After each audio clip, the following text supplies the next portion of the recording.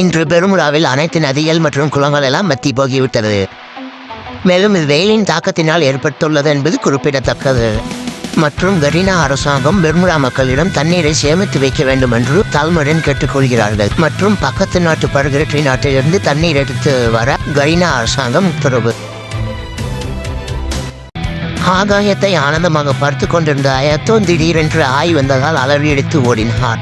மேலும் அவர் பீக் அருகே உள்ள பாறையில் பேண்டு வைத்தார் என்பது குறிப்பிடத்தக்கது.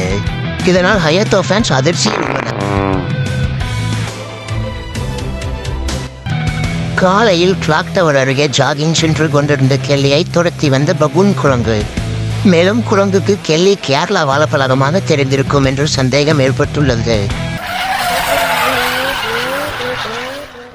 ஹலோ கேமர்ஸ், அப்படியே நம்ம நியூஸ் ஹண்டர் சேனலை சப்ஸ்கிரைப் மற்றும் ஃபாலோ பண்ணிடுங்க. Tata, see you, goodbye.